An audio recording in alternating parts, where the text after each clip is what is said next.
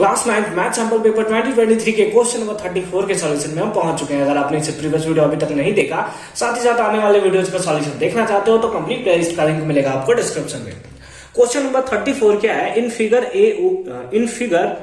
इस फिगर में O is the centre of the circle. O क्या है? सेंटर ऑफ द सर्कल है।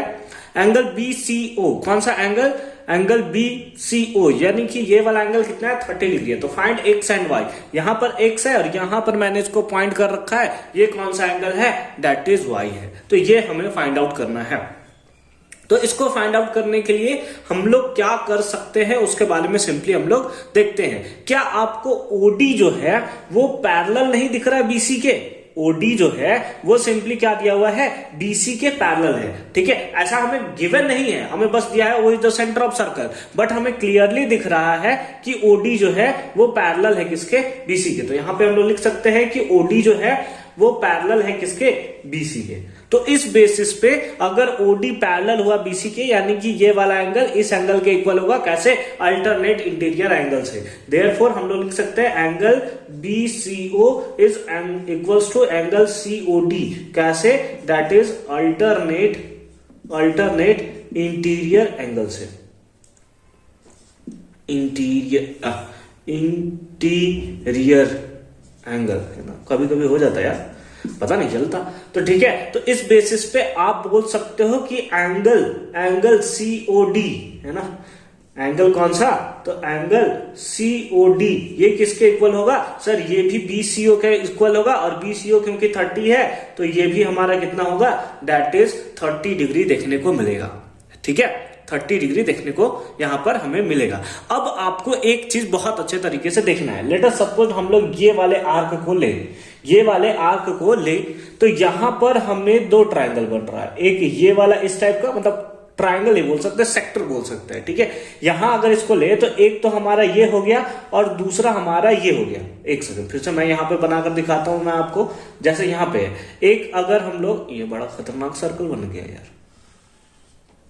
ठीक है, सपोज कर लो ऐसा है और ऐसा है। ठीक है, ये वाले पार्ट को हमने बनाया, और दूसरा हमें ऐसा है और ऐसा देखने को मिल रहा है। हमने एक पढ़ रखा है कि जो जैसे कोई भी आर्क है वो सेंटर पे जितना एंगल बनाता है उसका हाफ एंगल वो यहां पे बनाता है ना। तो इस बेसिस पे हम लोग लिख सकते हैं कि we know that the angle subtended by an arc of a circle at centre, है ना, इस centre is double to the angle subtended it on the remaining part of the circle. तो ये वाला पार्ट आपको सिंपली लिख लेना है। आपके स्कूल में टीचर्स जो है वो सिंपली बताए हुए कि ये लिखना बहुत इंपॉर्टेंट है, जैसे ये लिखना इंपॉर्टेंट है।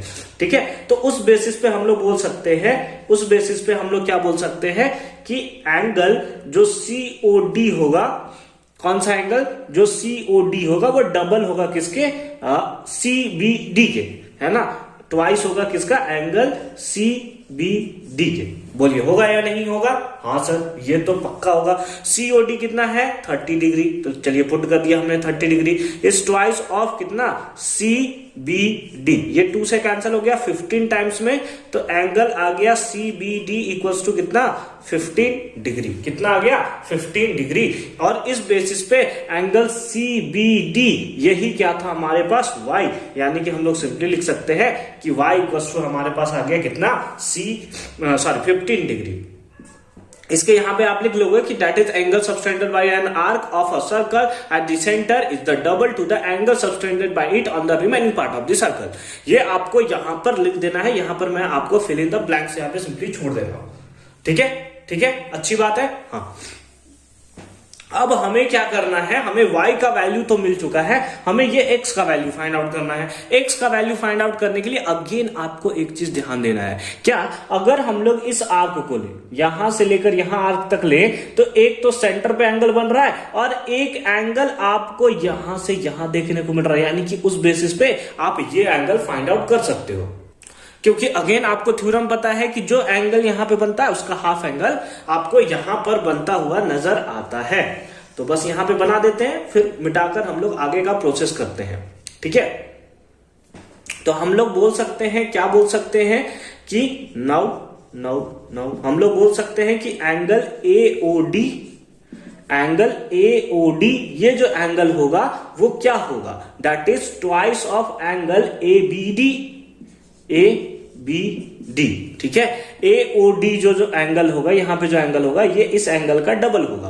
अब ए ओ डी कितना एंगल है? ए ओ डी आपको क्लियरली दिखाई दे रहा है कि ये कितना एंगल बनाता है, दैट इज 90 डिग्री। तो इसको हम लोग लिख सकते हैं 90 degree equals to twice of angle A B d. तो angle A B D equals to कितना होगा? 90 डिग्री डिवाइडेड बाई 2, और कैंसिल कर देंगे तो कितना आ जाएगा? Angle A B D equals to कितना? 45 डिग्री। कितना आ जाएगा? 45 डिग्री। अब आपको ये 45 डिग्री आ चुका है, ये एंगल आपको पता है 90 डिग्री है, क्योंकि ये स्ट्रेट लाइन दिख रहा है, डायमीटर है, और डायमीटर कॉर्ड पे 90 डिग्री का एंगल बनाता है। ये एक्स आपको पता चल गया, ये एंगल पता चल चुका है, वाई तो आप आराम से फाइंड आउट कर सकते हो। सर फिलहाल इतना का इतना आप स्क्रीनशॉट इधर ले लोगे, या चलिए इधर ट्राई करते हैं हम लोग बनाने का, ठीक है। इधर में हम लोग क्या क्या लिख सकते हैं, चलिए लिखते हैं। तो सबसे पहले हम लोग लिखेंगे इन कौन से ट्रायंगल में चल रहे हैं, तो ए बी, इसको कुछ नाम दे देते हैं।